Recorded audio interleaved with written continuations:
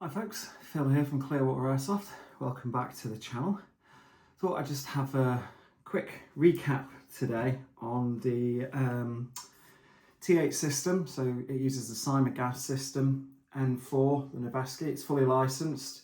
It's part of the Viking manufacturing group. You get a nice little loyalty card, not loyalty card, sort of guarantee licensing card with it. Based on the MWS system, as you probably already know.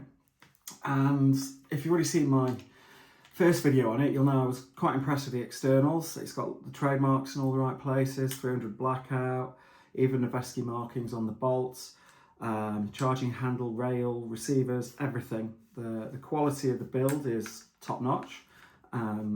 Plastics are okay, they're not the best, but it's not a massively expensive gun. I think it's around about 450, 500 pounds.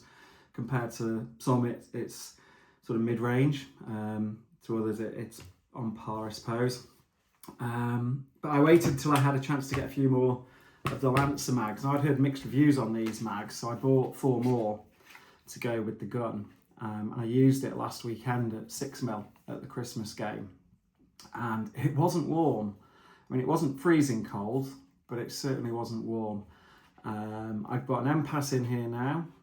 So I tuned it to, I think it was about 275 FPS, and it was really consistent actually on that, and that's using 0.3 BBs. So it was shooting out with the completely stock internals. It's, you know, I put from the MPAS, and I've swapped the hot rubber. So my good friend Dan at Sniper Mechanics sent me some Flamingo hot rubbers to try. So I put the Noir in this, and I've put a pink Flamingo in my new GHK Glock 17 Gen 5 MOS. Now I put the Noir in this one because I was given some advice by a friend saying for the amount of fire that you're going to put through it, because it's a rifle rather than say a sniper platform, the pink one's a bit soft, it can tear a bit more easily. So for that I went for the Noir, and in fairness, you know, I was getting man-sized target hits at 55 meters, which is fine. You know, I don't purport to be an amazing marksman. I don't need to be an amazing marksman. I just like playing airsoft. So what do I think of this now I've used it? I really like it. One of my biggest complaints with MWS guns in general has always been the trigger. And this one is like, there's virtually no take up at all. And then it breaks. It's not as nice, and the reset is there. It's not as nice as a VFC trigger, but then I wasn't expecting it to be. Like I said, it replicates a lot of the MWS system. We'll get onto that in a bit more detail in a minute. But it's still very good. Nice crisp break. It's got a really nice recoil to it. Very easy to adjust the MPAS, just 1.5mm Allen key down the front like most.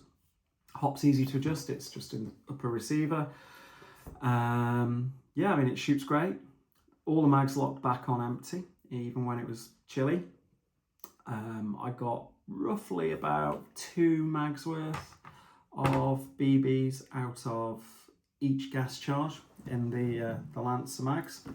So I was really impressed with that. There's no venting, there was no sort of gasping towards the end, only on the second charge of BBs. So that's what, I think they're about 30 round mags. Didn't count it, I just loaded them till they were full. There's no wear or anything, which I wouldn't expect anyway at this point. The feed lips were really easy, it was easy to load. No problems with that, no jams, no misfires. I just put about 10-12 seconds of gas into each mag, which is more than I would put into my VFC mags, but I think the VFC mags are probably some of the most efficient gas mags out there at the moment. Don't know whether it made a difference that these have got a plastic shell, whether that stopped them getting too cold, but the upper part is metal, and obviously the internals are metal, but they work really well. Some people, I suppose it's a bit Marmite, the bullet decals on the inside. I quite like it, I think it looks pretty cool, but not to everybody's taste. But anyway, those mags work really well. The gun worked really well, didn't skip a beat. In fact, I used it the whole day. I didn't switch. I took a spare with me just in case, but didn't need to. It worked beautifully. One thing I am going to change is the plastics. I've got a real MOE pistol grip and MOE ML No, MOE SL stock coming to swap those over because I think that'll just look better. And I am debating whether to put a PTS suppressor on the end as well. So what do you get for your money, really? I suppose, you know, you get a very effective gas blowback rifle. Simple as that. I used it with an old MWS mag. I understand that the newer ones have changed the tolerances slightly because of the prevalence of clone MWSs, and we've responded to that by changing the mag profile. But the old ones fit and fed, and again, no gas spluttering, no misfires, no runaways, anything like that. So it is, I would say, compatible with that. If you're in the market for one, they've got a great range coming out as well, T8. Lots of retro ARs, which I'm a big fan of, including some that nobody else makes, like the GAU-5A, which was the Air Force version of the XM177 before it was picked up by the Army. In fact, that's the reason we have probably the M16 family, thanks to the US Air Force. So we owe them a debt of gratitude. What can we say about this then? Yeah, the trigger box actually on this is quite interesting. You can adjust, it's got a little Allen key in the top. I would open it, but it's really quite stiff, which is not a bad thing. Let's see if I can get it open. There we go.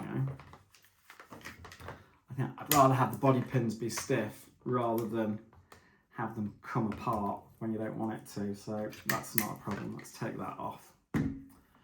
So I don't know if you can see, but you've got a little grub screw here. So you can adjust the hammer spring strength from there without having to take the trigger box out completely. Dead easy to take out, you know, just take out the fire selector and the body pin, and then it take all the bits off, you know, and then it comes out as a complete unit. So it's really nice and easy to take out. You can also adjust the trigger pull. So you've got another Allen key, little Allen key that goes down inside, so you can adjust that too.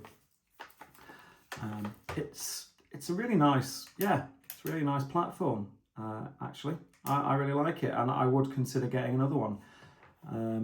Probably go for a modern one so I don't have to buy any more mags, because, you know, that's the only downside to any gas platform is the mags. They're not cheap at all. But yeah, I'm really happy with it. I think it's a nice little gun. It does what it's supposed to do. Works when you pull the trigger, puts BBs down range. I personally, as somebody who's not a big fan of upgrading guns for no good reason, I wouldn't do anything more than maybe change the hot rubber and make sure you've got an impasse in it, and then you're good to go, really. You can either get the Stanag mags, or you can go for the Lancer ones. You could use old TM mags, and you'll have a perfectly acceptable gas blowback rifle that will hopefully give you many, many years of service. I will use it again in a couple of weeks. So it might be a little bit cold, it might be a little bit warmer, who knows? But I will keep using it and see how it fares over the next few months compared to some of my VFC guns, which I've had for a few years now, and they're still going absolutely, you know, great guns, no pun intended. So we'll see how the internals hold up, how that compares, wear-wise, etc, etc. I've not tried a TM bolt in this because the bolt is slightly different. But it's not too different, I don't think. I think it's just perhaps in the way that the sort of the spring attaches at the back there is different. It sort of threads on, and then you've got an E-clip that goes around it. But yeah, works great. Does what you want. The end. If you're in the market for one and you want something a little bit different, I know there's an awful lot of gas blowbacks out there at the moment, and that is great. As a massive aficionado of gas blowback rifles, I couldn't be happier. And I think anybody who's got any sort of gas blowback that works and they're using it, that's nothing but a good thing. So if you do want to get one, it's a licensed, well-made, reliable, fun to shoot, MWS alike platform, then certainly give the T8 system, CGS, Noveske N4, and I would argue their other gas blowback rifles, which use the same system, a look in. I don't think you'll be disappointed. As always, thank you for watching, and if you haven't already, click the like and subscribe button. and I will see you on the next video. Take care, folks. Bye bye.